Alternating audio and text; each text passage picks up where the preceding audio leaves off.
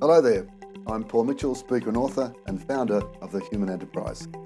Welcome to Enterprise Radio, where we interview transformational leaders from business, the community, sport and the arts.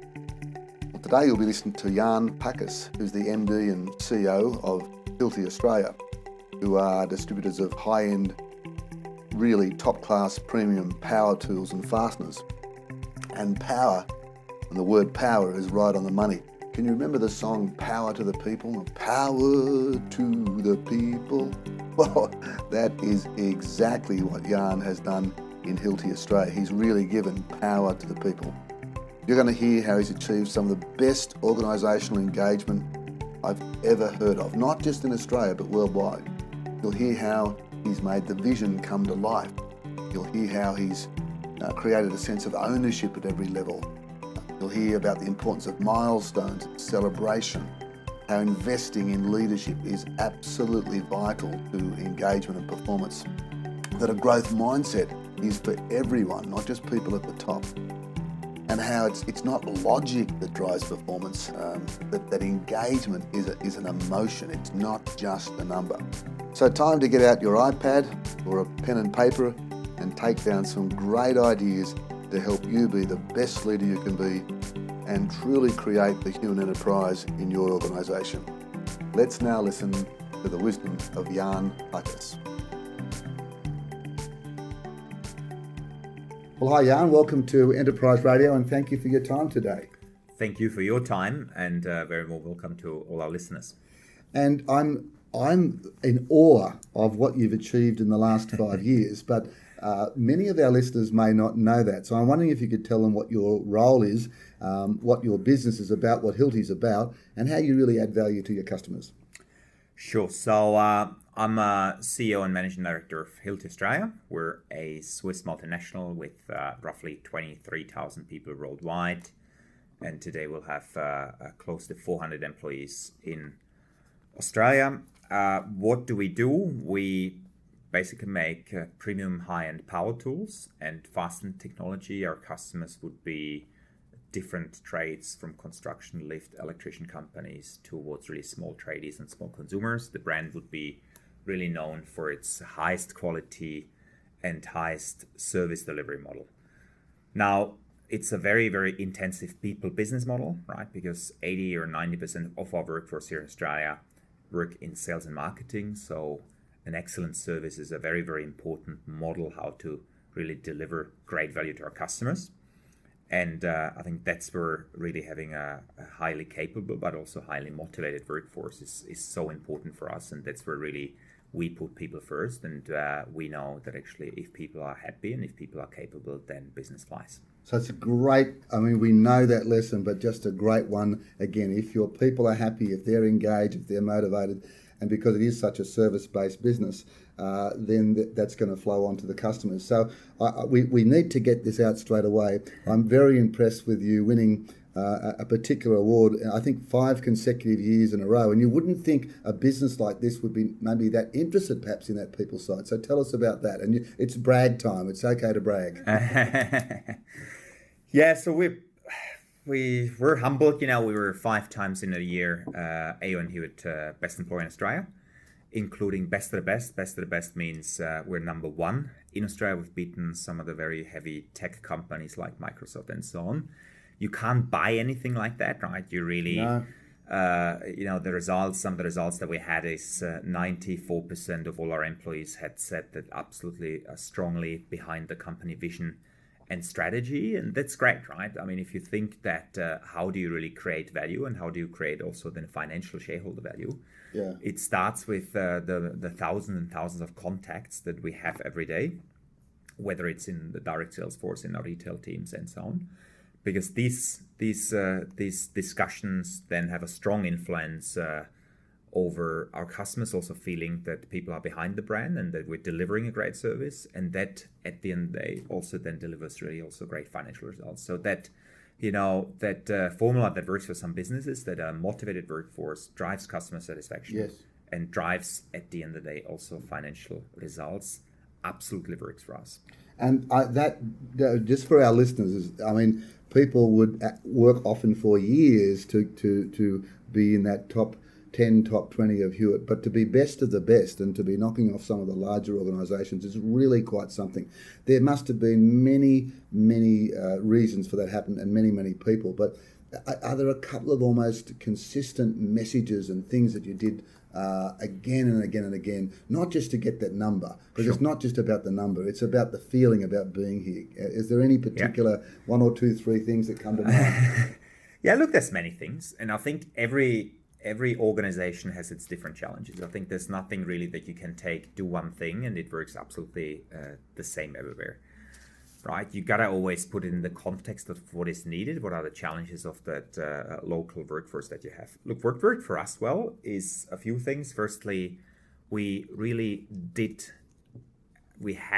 constructed a great vision in terms of where we wanted to be. It was very exciting, but I think what we did also pretty well is we really emotionalized that. We emotionalized that picture that we constantly communicated to everybody, and that then really became, a thing that everybody was trying for, a thing that actually every person could see herself or himself, being a part of that, being, how do I contribute towards that big goal that is exciting.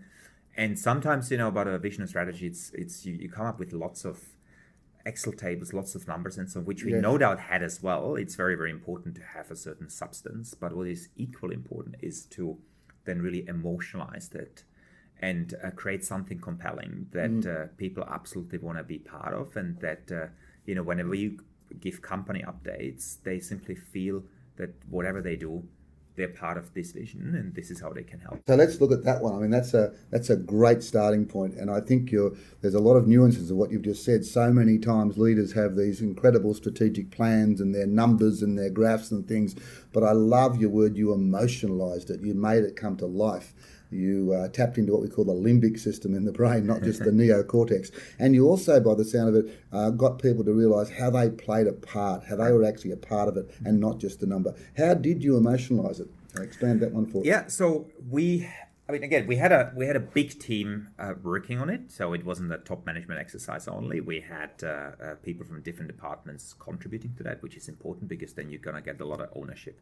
How did we emotionalise it?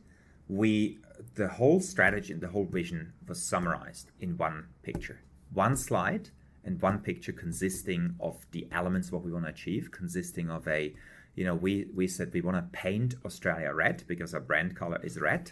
So what we want to see across all of Australia is only red toolboxes.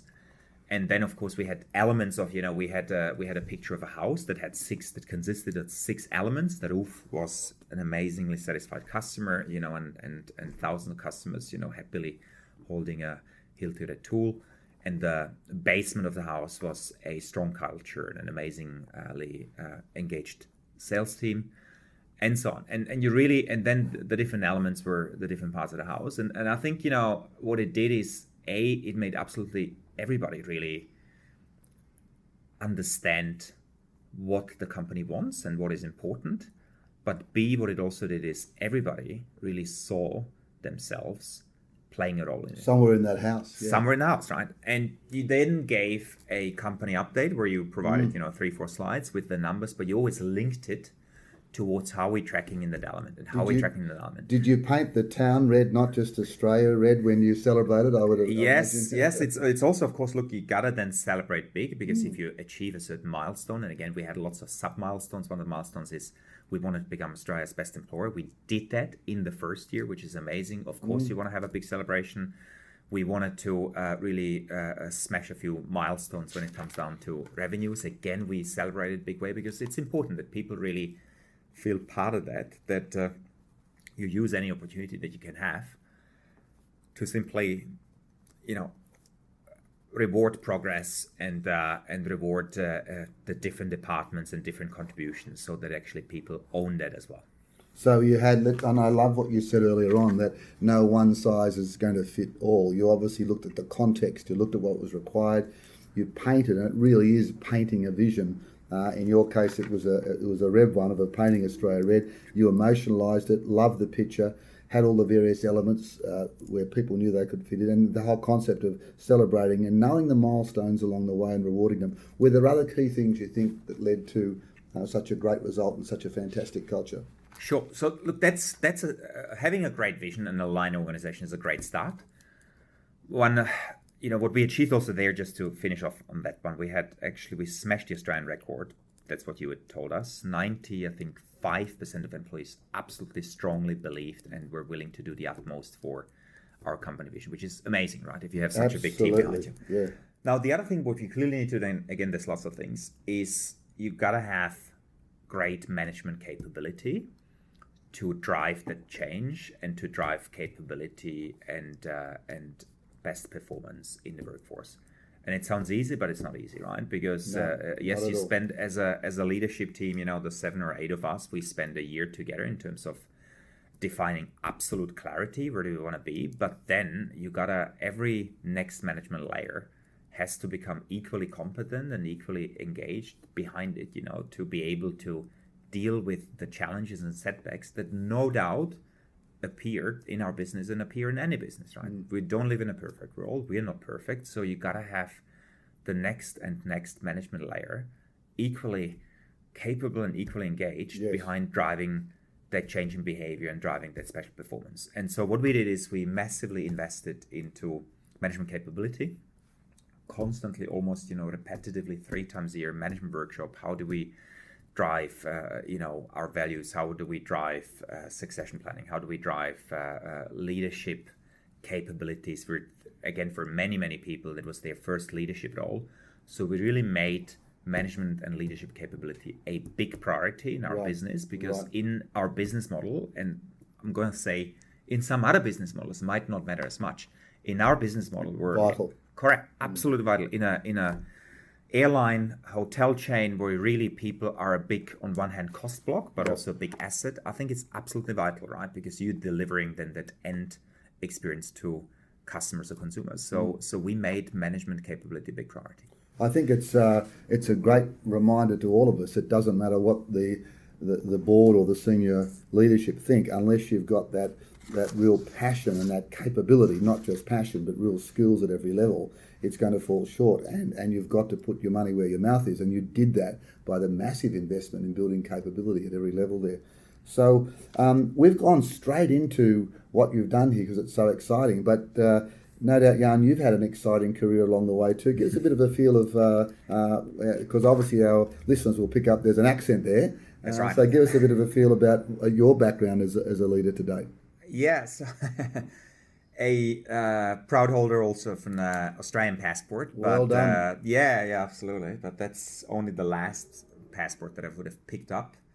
And before that, also a Czech and a German passport. So I was born in Prague in a family of German parents. Spent some time in Czech, in Germany. Had then a global role in Switzerland for Hilti, where I was looking after billion Swiss francs business unit globally, and then got the luckiest job in the world, where lots of my colleagues, line up for. So envy to come to Australia. Absolutely, and everybody, and lots of envious comments, because you're far away from headquarters, but at the same time you live in the most beautiful place on earth, right? Nirvana. Absolutely, yeah.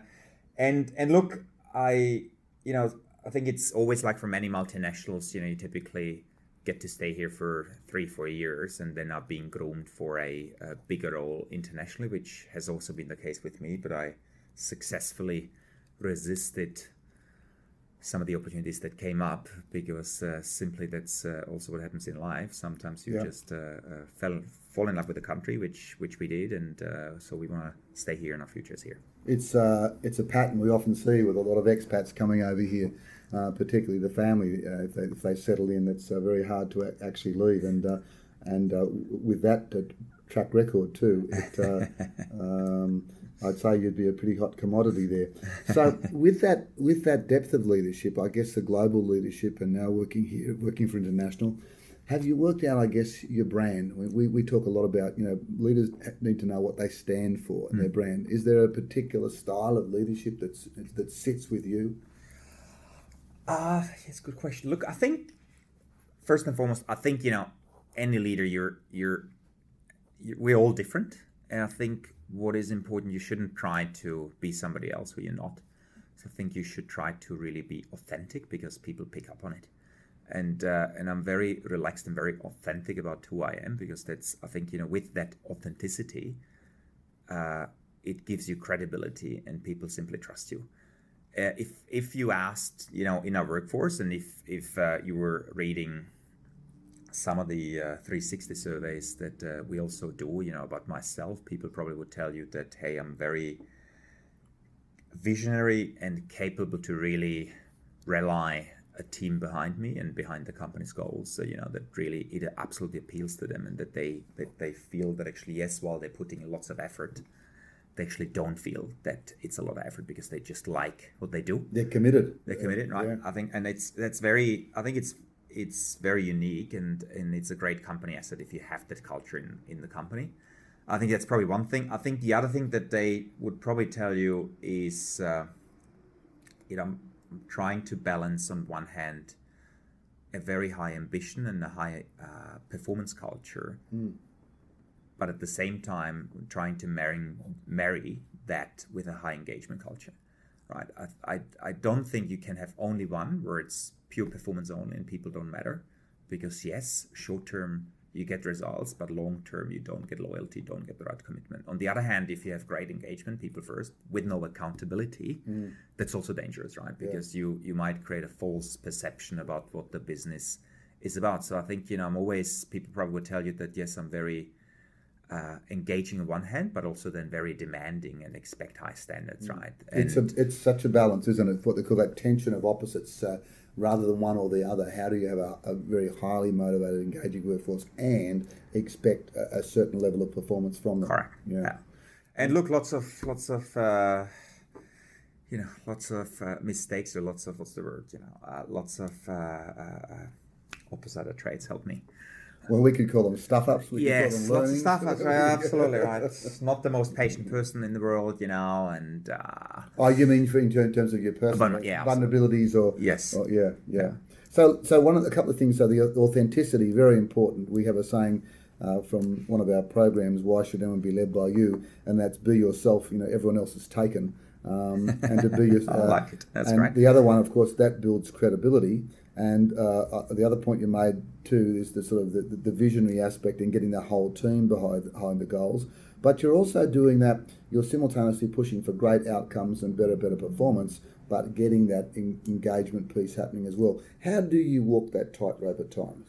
How do you walk that tightrope? Getting close to your people, but not that close that you can't say, "Hey, we can do better than this," versus being relaxed with them at times and just joining in that spirit of comradeship.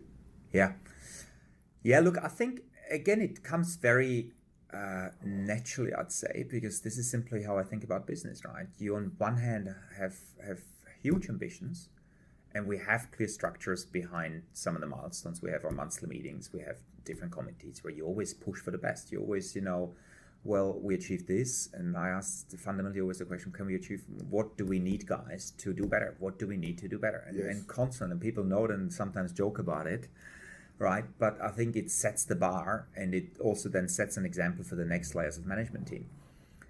So that's on one hand. On the other hand, I think you gotta also know that people simply want to have sometimes fun. I want to be in a relaxed environment. So of course, we also have our Christmas parties, and once in a year, a big company come together where we communicate on one hand strategy, but on the other hand, we also make it for instance, what we did this year is a big talent show, right? Where you're always surprised how much talent there is. So what did you go as, or what did you do, Jan? Oh my God, I don't know. I want to share this. Look, we we're on to something here, listeners. Yeah. Now we did it, and it was a voluntary effort where any team could do any act, a dance act, or sing a song or something. And we also, as a management team, wanted to do it because, we want to lead by example. So we, as a management team, did a Priscilla, Queen of the Desert. Fantastic. quick 3-minute dance, but hey, let me say, just getting into that these outfits, which, oh my goodness, you get on Oxford Street, was unforgettable fun. So now we have the secret of a 94% engagement, 5 years, best in a row. Get your management team to dress up for the various characters who are pursuing the desert. Listen, honestly, I think, if you didn't have the right culture, you couldn't do it because people would think that you're crazy. Yeah. But I think, given that we did that, actually, people really had even a higher respect for us as a leadership team. And Absolutely. the fact, how much talent you have across the workforce and how much just fun and bonding that it creates at such a night, it's absolutely amazing. Well, it's Rudyard Kipling, a poet, used to say, and walk with kings nor lose the common touch. And what you've done there is you've opened up, you're showing that you're human. The other thing I really love, which is a great one for listeners, is what can we do better? That question in itself, it says, hey, we're doing a great job, but how could we do it better? And I guess that seems to be a constant theme through everything that you're actually doing here. So what do you do when you talk about getting better? How do you continue to get better? Because obviously the pace of the leader, the pace of the pack. What do you do to continually update yourself with the latest ideas and strategy, leadership, and I guess the industry itself? Sure. Yeah, I think it's really a philosophy about how you think about constantly learning and evolving and what Professor Carol Dweck says, having a growth mindset. Yeah. Exactly right. And I think it's very, very important. Also, if I again go back in terms of how we're hiring, what are the hiring criteria people? Sometimes we have equally capable people, but we always prioritize then that growth mindset and that right attitude, even if somebody might be maybe in skills 10% behind the other candidate. I think having the right attitude and having the right learn and grow attitude is very, very important, right? Because yes, the world is changing and it's not about what you know today, but it's more about, how eager are you to learn and embrace new things and simply deal with any new situation, right? So I think that's more as a principle thinking again. What does it mean for me? I'm a member of 2 actually or 3 different CEO groups where no doubt, there's lots of great access to the latest thinking resources, connections, networks, and discussions. And on top of that, I always manage to go once a year for at least a week. I mean, last year I went for 2 months because a long program, an advanced management program at Stanford, Stanford GSB. Yes, of course. Stanford executive programs like the Harvard AMP, equivalent to that, where it allows you really deeper to reflect where's the world, where's your business, what are the challenges of your business model, and also, of course, a personal reflection, right? And always, although it's hard work, you always come back so pumped up and energized because you just see what is possible, right? And, I love what it. can be achieved. You talk about that vision, and I love the fact that you've got principles there. The principles hire people with a growth mindset. I mean, see how eager they are, even if they may not have all the capability and skills. If they've got that edge in terms of growth mindset over someone who, may be a little bit further ahead in skills and capability, but just doesn't have that, they're the ones that you go for. And embracing new things, and the fact that you're also, making sure you're getting input from different sources, so it's not just your own way of looking at things. That must mean that you get very busy. As a leader, how do you manage your time? Any tips or techniques on how you manage your time, and how I guess you get some balance in your own life too, so that you're still engaged? Because pace of the leader, pace of the pack. Yeah, it is, and it'll never be different. It's an illusion to think, and I've heard that so many times. Well, this year was a busy one, but next year will be better. You might have heard it as well. Yeah. I think it's what I worked for myself, and that's it might sound funny or silly. I actually printed out a sheet, and what I put on that sheet is there's 4 elements that are really important. How you can be very productive, and how you actually can retain a balance. And I try to really stick to these 4 principles. And one is you gotta have good sleep. You gotta eat well, so that your brain and your body is able to function at your best. And gotta limit alcohol, obviously.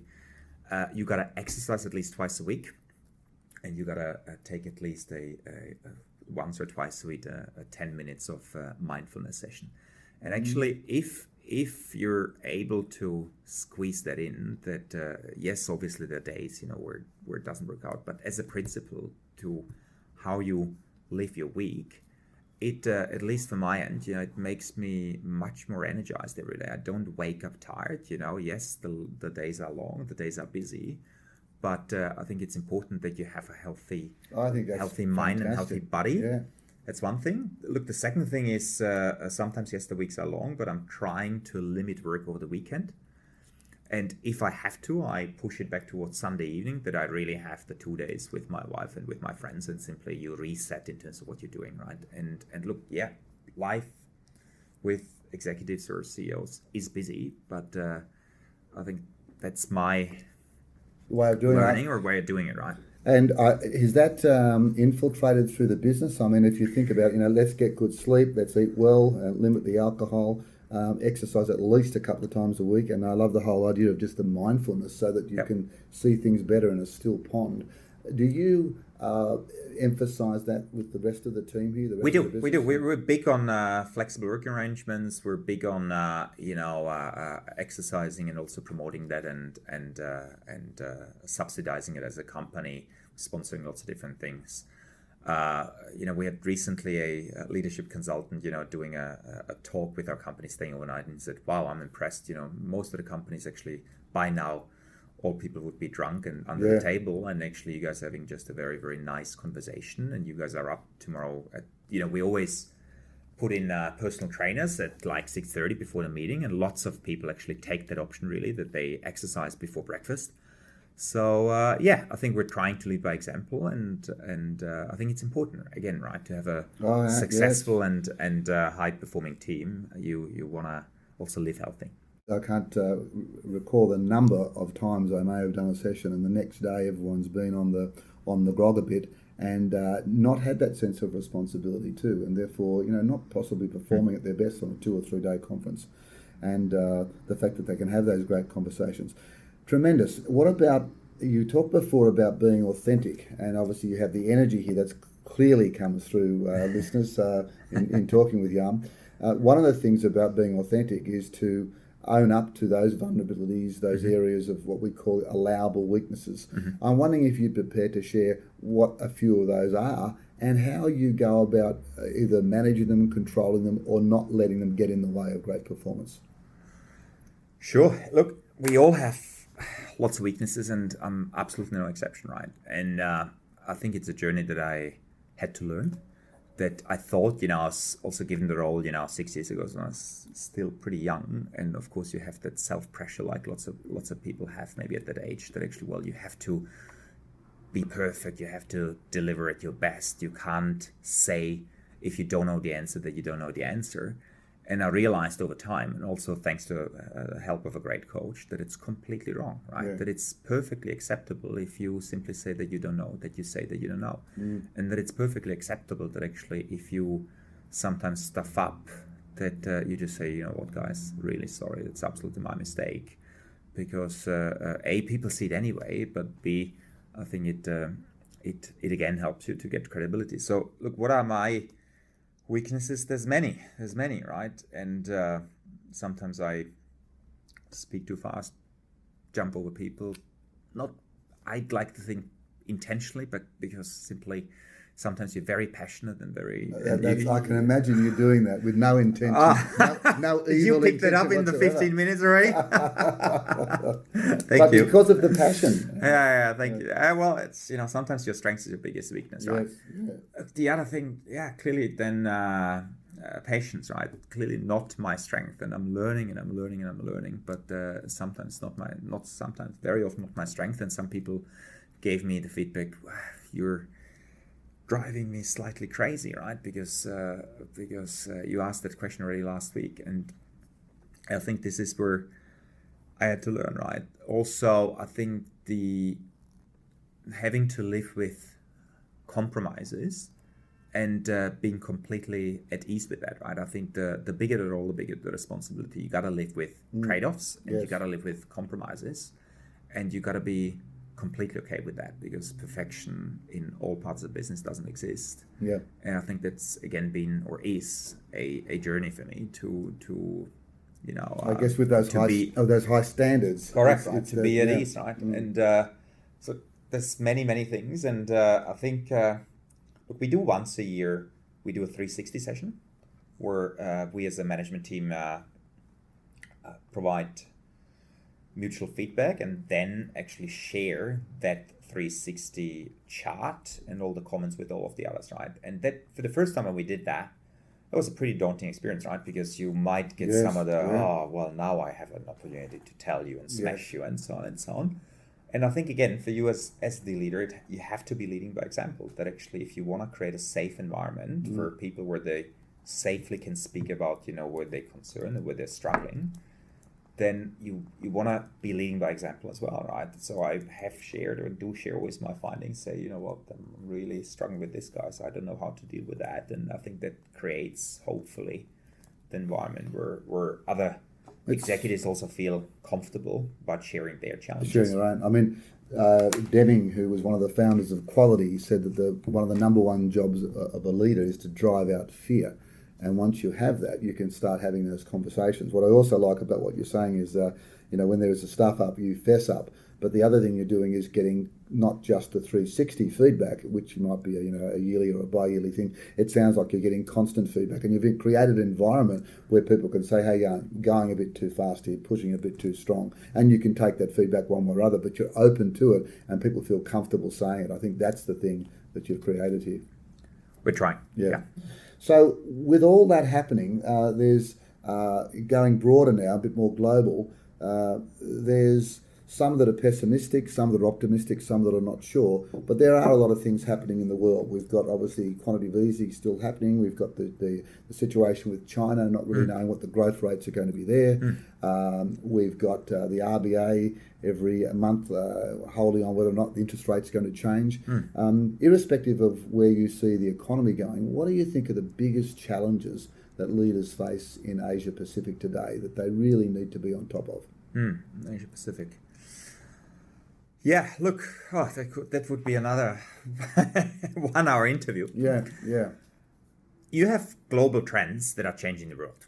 And these global trends are digitization, that is disrupting so many established business models and challenging some of the businesses with very, very high margins. You have an aging population, or it's a big strain for governments, but also companies where, again, baby born today has a 70% likelihood to live until 100 years. And if you think that really through in terms of what does it mean, how you construct a company and a career, it is interesting, right? And you have, in Asia Pac, you have a lot of urbanization and of course, a big uncertainty with China. So I think it's a very interesting time that we're living in.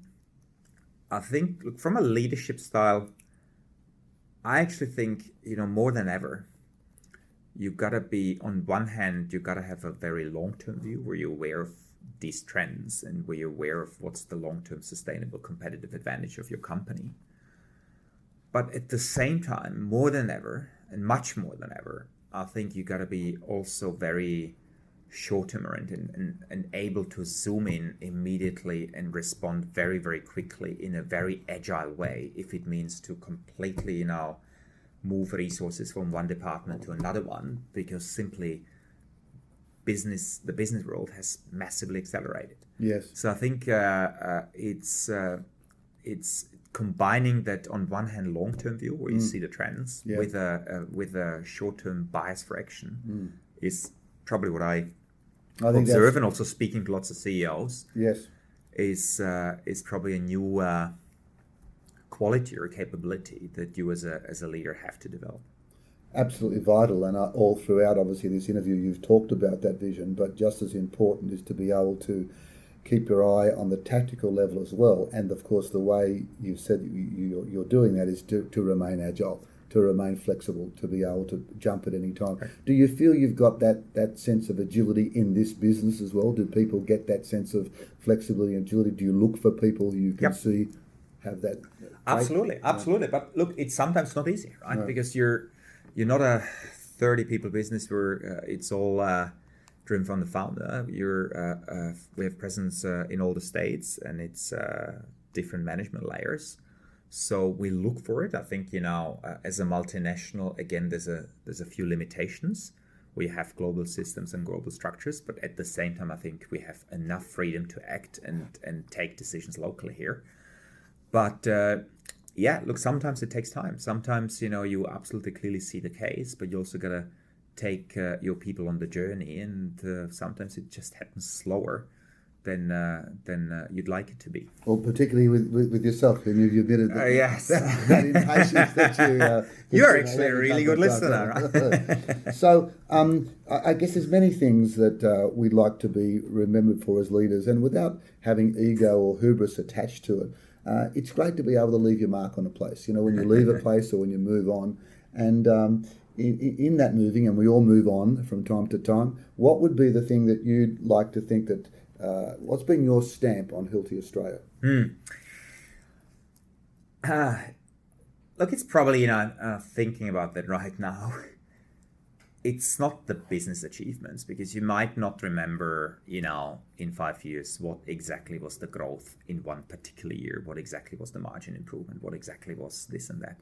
I think what really remains with you and what sticks with you is some of the people's destinies that you had that you touched, that you shaped, the careers that actually then resulted in lots of Australians having an international career.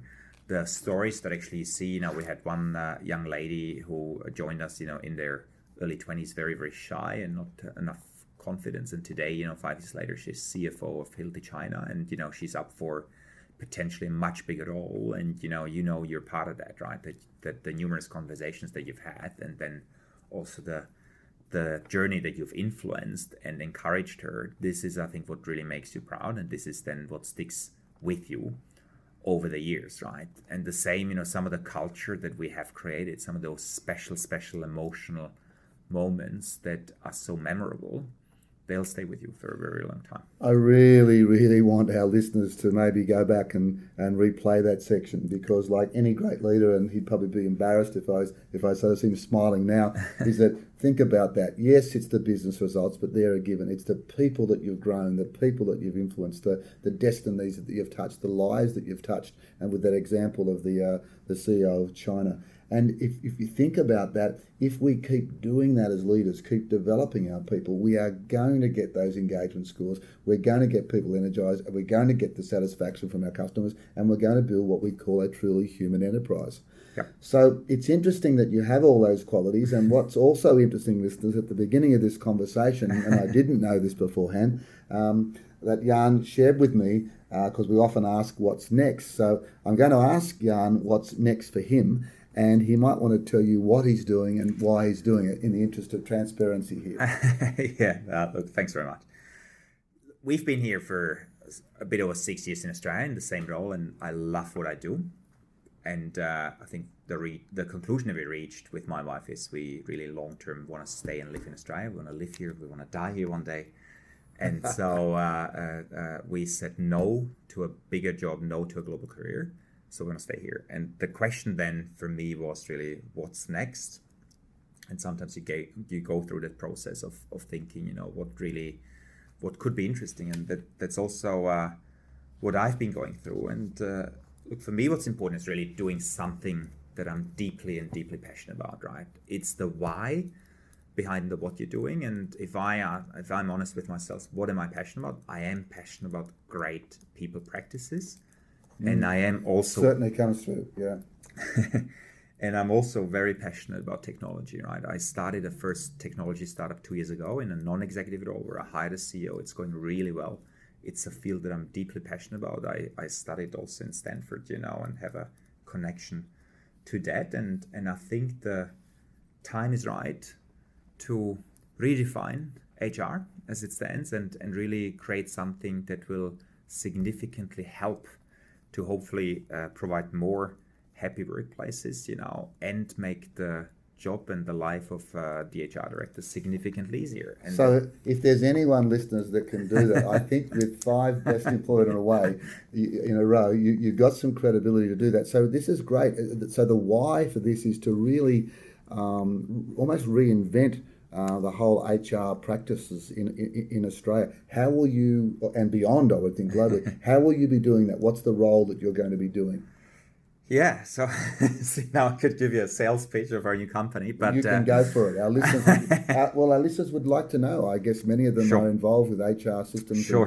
and would like to be able to capture some of the essence that you have here. Yeah, so look, in 3 minutes, I've co-founded and will be joint managing director a new company, a technology company that is called Flare, Flare, flarehr.com. And we have big ambitions, right? And what are we doing is we have created a beautiful all-in-one cloud-based HR platform. What you typically find, you'd find one system for payroll, one system for onboarding, one system for performance management, one system for time management rostering, but you would not really find one complete beautiful system where you just log in once, you put in the data once, and then it flows across all the different subcategories and makes life simply so much easier for you and for your employees. And the way how we're going to sell it is we want to hand it out completely for free. Why? You hear that? Completely free. Correct. Right. Where's the catch? There's no catch, but we're very transparent about how we make money. We make money on superannuation. How do we make money on superannuation? 80% of Australians, when they join an employer, they sign up not even thinking about, to their default company super fund.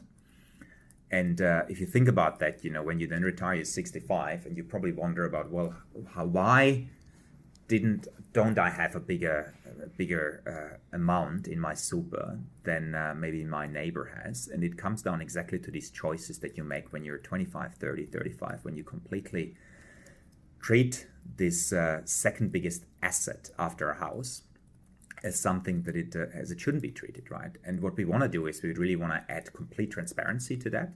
So if you sign up, you don't just default to a company super fund, but we provide the options, to have all the super funds or many, many super funds completely available, transparent fees, transparent returns, and you make the choice. Which one is best for you? And once you make the choice, we completely transparently get a fee on that. And that's the business model. So we're solving a huge HR problem where we hand out what we not only believe, but had feedback is a great system that makes life so much easier for HR managers and for employees, that is simple and nice and beautiful. And we make money on some of the financial services that then are being delivered with that. So not only the HR platform that provides a great service, what I really love, I guess it's the bigger why here, is really pushing personal responsibility onto the individual about their financial well-being, their financial health, Correct. Their family security further down the track. So it's not just a default decision as such. Correct, right? It's if you again think through in terms of financial literacy across Australia, and you probably ask the question to 1,000 employees, how many would know where is the super and what's been the return of their fund and what are the fees? I wonder how many answers you'd get, right? And that's exactly what we're trying to change. Yeah, excellent, fantastic. So, and I see that as very much a great service to Australians and a great piece of leadership again. So I wish you all the best with that. I'm sure our listeners do as well. I will leave some details on our site if you want to get in touch with Jan about that service down the track. But just coming back to Hilti now, I guess any final words on, we have some senior leaders that are listening, and we have some up and coming leaders. Any final words on what it takes from your perspective to lead and to really enjoy it? Look, I think you got to define your own journey, right? What's probably the best advice that I was given and that I'm happy to share is, if you find something what on one hand you're passionate about, but on the other hand what you're good at. So if you find an activity, a field, a role, or simply an employer or company that on one hand you're very, very passionate about, and on the other hand it matches your talents, that's the ultimate luxury. Yeah. Right? Because if you do something that you like and enjoy, but at the same time you're really good at it, I think you'll never ever gonna have a feeling that you work too hard, because you just love what you do. You just love what you do, and you won't be able to escape success. We often talk about people give pep talks. Give them a pep talk. Our concept is give yourself a BEP talk, BEP, and the B is what are you best at? That's your skills. The P is passion, which you've talked about. but the E stands for economic, and that is what's the thing that's going to give you the lifestyle that you deserve and want. Some people have different.